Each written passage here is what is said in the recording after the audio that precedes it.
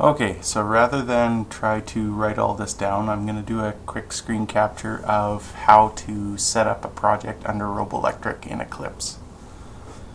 So the first thing you need is you need to have the handout drive open because it has a list of all of the jar files you're going to need to set this project up. So they're under CST, CST2, COSA 280, and they're in a file called jars, or a folder called jars, and there are 6 of them in here. There's Robolectric, which you'll use for unit testing. There's Robolectric itself and the sources for it if you need to debug anything that goes wrong with it. There's Mockito, which is a mocking framework, which I'll do another video on later on. There's Hamcrest, which has a set of matchers you can use in your unit tests. And there's Fest Assert and Fest Android, and these are more matchers that are specific to doing UI testing in Android. I haven't used them a whole lot, but I like what I see so far. I'll do another video on them if someone wants it. So just put this to the side for now and go back into Developer Tools. The first thing you need is an Android project to base everything on, so we'll create a new Android application project, and I'll call this Robolectric Sample. Just make sure that you change the package name from the default. I noticed a lot of people didn't have this in their projects so far, so we'll change this to com.go.siast.cst.robolectricsample. Your minimum required SDK is the minimum version of Android that your application will run on. So that is just a filter for the store, and you're expected to test your application against this version and every version between it and the target SDK. So I'm going to change this to Hollow Light just for this example. That's just the basic theme of your app. You can always change that later. Hit next. I'm going to create a custom launcher icon. I'm going to create a default activity, and I want it to create my project in my workspace. And I'm just using an example workspace here, the same one I used in the in-class example. I'm just going to leave all this as default, and I'll create a blank activity, and I'm going to name it main activity. So I have my basic project set up. For Robolectric, we need to create a couple of different folders, and these need to be regular folders and not source folders. Source folders will take any code that's in them and import it into the build path for your project. So if you hit run up here, or you hit project clean, project build, the source files in a source folder will be built as part of your project. And the folders we're going to create here are just going to be to hold on to some files so that they can be used in a different project. So we want to create regular folders and not source folders. So the first one is going to be in libs, and that'll be to hold those libraries. And you need to create a folder in here because if you just drop those jars in libs, they'll get built into your Android project. And since we're not actually using them as part of the Android project itself, they don't need to be in there. But if you create a subfolder inside of libs, they won't get packaged into your Android project. So that's what we're going to do. So I'll pick libs, and I'll just call this one tests, and hit finish. So now I have a test directory inside of libs, and I'm going to create another folder at the base level of the project to hold my test code, so my test classes. So I'm going to select Robolectric Sample as the base folder, and I'll call this one tests2. So now I have a test folder at the root and a test folder inside of libs. So now I can drag and drop those library files in there, so I'll just go back to the handout drive, select all of these files, and I'll drag and drop them into the test directory inside of libs. So now I have libs, tests, and then I have a whole bunch of jars in there. Make sure they're underneath of tests, because otherwise they'll get built into your Android project. And these files are actually pretty large, so they'll take up a lot of space if they get built in. So now I think we have the Robolectric sample project set up the way we need it. So now we can create the test project. So the test project is what's going to run the test classes. It's going to run your JUnit tests for you, and we'll set it up in a way that lets it run in the same package namespace as your Android project itself. So you can directly test those classes that are in your Android project without having to import them, and you'll be able to access things like protected or private or possibly private class members. So we're going to create a new Java project, and this is a Java project and not an Android application project or a Android unit testing project. It's just a plain Java project. So when I create these test projects, I like to just use the same name as my regular project with test on the end so that I can tell them apart.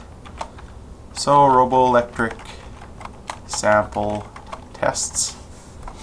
If you have an option, try and choose Java SE 1.6 in here. I've just found that it worked better. I don't know why, but it did. For project layout, we have to choose use project folder as root for sources and class files, because if you choose this second option, it'll create an empty source folder in your project, but we're not actually going to use it anyway, so there's no point to it being there. So use project folder as root for source and class files, and that should be it for this screen. On to the next one. So now we need to link our projects together. So from this page on the source tab, we need to link additional source. So we're going to link that test directory from the original project into our testing project. So click link additional source, hit browse, and find your project, your original project. Mine is an example workspace, and it is called Robolectric sample. And choose the test directory that you created at the base level of that project.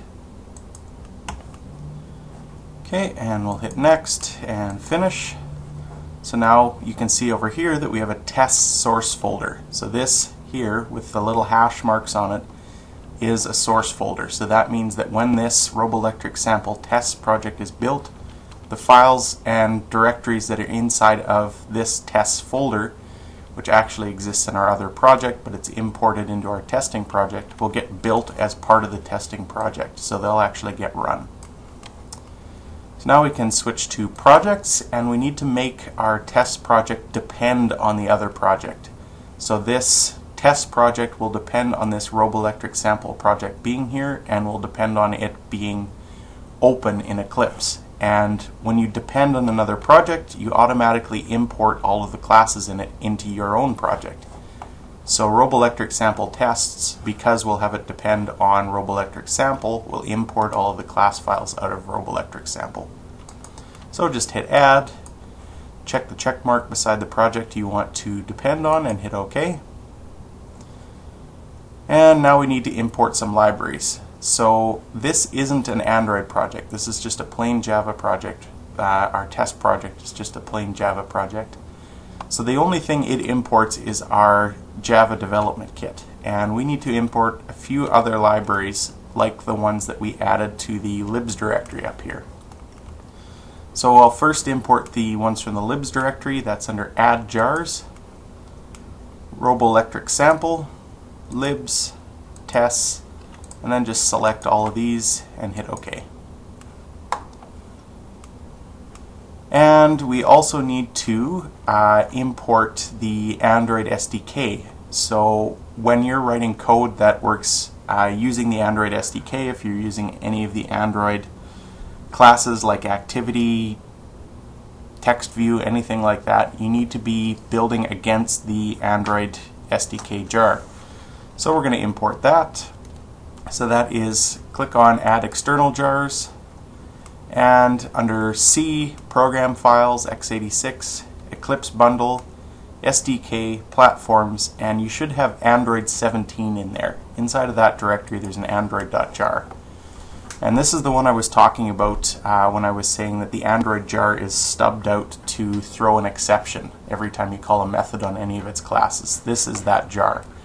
So this jar is basically empty. The only thing it does is throw an exception anytime you call a method on any class that's in it. But it has a basic framework for each one of those classes and each one of those methods, so that you can still call those methods even if they wouldn't really do anything if they ran on your computer. When you upload this application to the simulator or to a real phone, they have their own local Android class namespace that has all of those classes you're using in it, so it's not using this Android jar, it'll use the one that's on the phone, which is why your applications work on a phone but not when you run them locally on your machine. So let's hit OK.